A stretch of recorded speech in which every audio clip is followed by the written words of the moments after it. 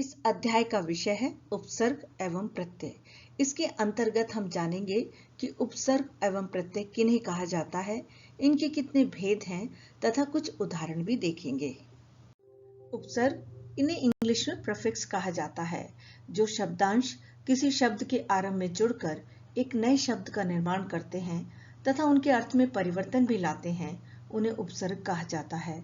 उपसर्गों का अपना स्वतंत्र अर्थ नहीं होता। इन चित्रों और नीचे लिखे शब्दों को ध्यान से पढ़िए, जैसे हार, उपहार, आहार, प्रहार।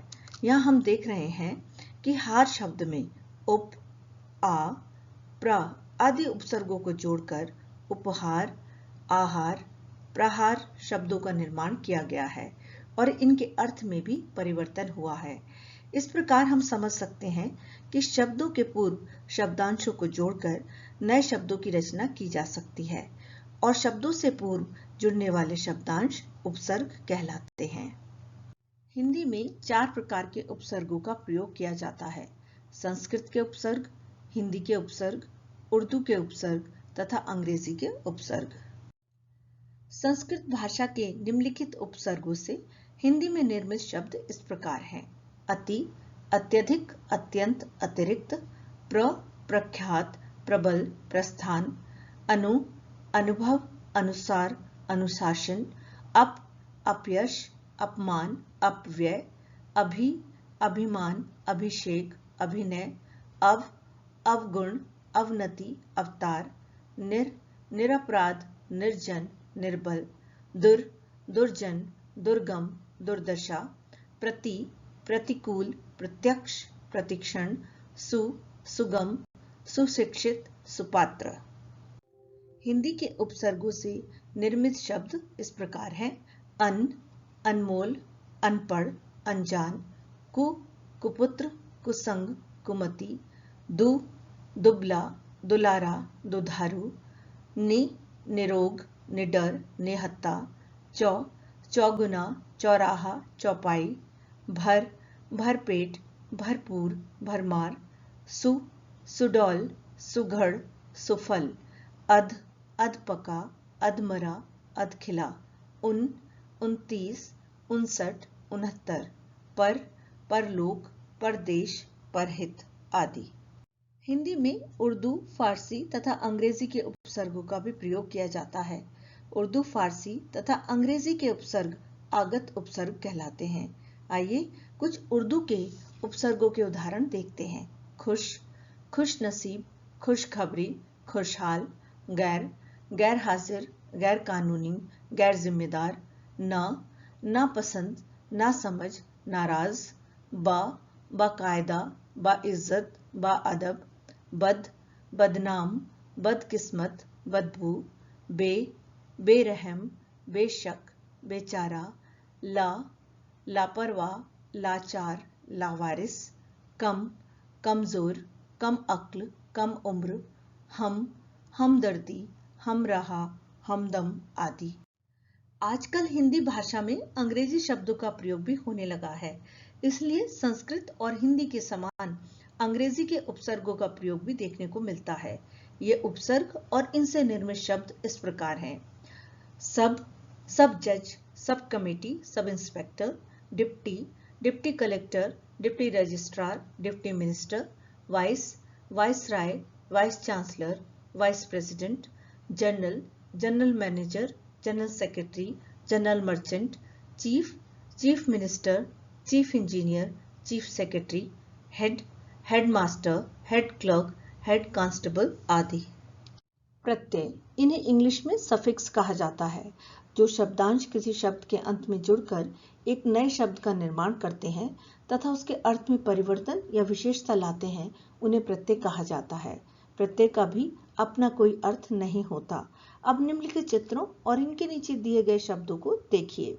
यहाँ हम देख रहे हैं कि पढ़, लिख, लड़ तथा सिल धातु के अंत में आई प्रत्यय लगाने से पढ़ाई, लिखाई, लड़ाई, सिलाई आदि शब्दों का निर्माण हुआ है।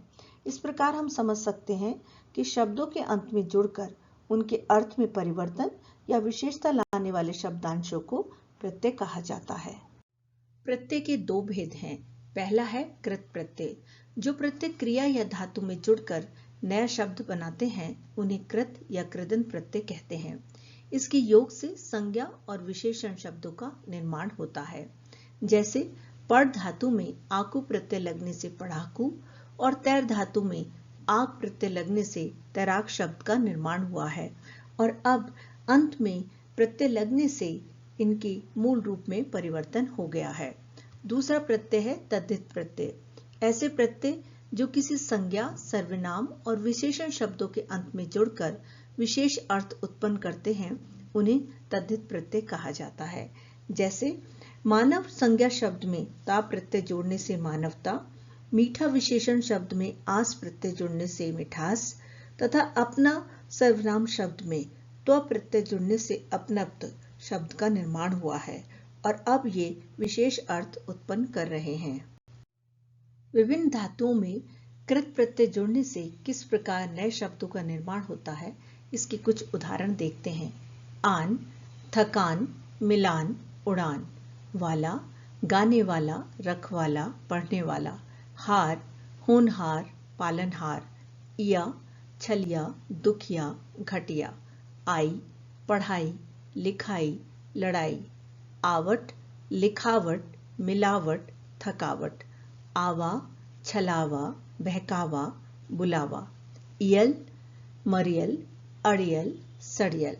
ई, घुड़की, बोली तथा हंसी। तद्धित प्रत्ययों के अंत में जुड़ने से बनने वाले कुछ शब्दों के उदाहरण इस प्रकार हैं। आ, भूखा, प्यासा, प्रिया। आई, बुराई, मिठाई, चतुराई। ईला, रंगीला, जहरीला, रसीला। आहट, घबराहट, कड़वाहट, चिकनाहट। इत, हर्षित, पुष्पित, तरंगित। इक, धार्मिक, दैनिक, सामाजिक। ये, भारतीय, राष्ट्रीय, स्वर्गीय। ऐरा, ममेरा, चचेरा, सपेरा। ता, सुंदरता, मानवता तथा मित्रता। हिंदी भाषा में उर्दू, अरबी, फारसी आदि भाषाओं के शब्दों का प्रयोग होने के कारण उर्दू के प्रत्ययों का प्रयोग भी होता है। इन प्रत्ययों से बनने वाले कुछ उदाहरण देखते हैं। गर, जादूगर, बाजीगर, सौदागर। खोर, घूसखोर, जमाखोर, रिश्वतखोर। गाह, ईदगाह, दरगाह, आरामगाह। गार, मददगार, यादगार, गुनहगार। ची, अफीमची, तबलची, तोपची।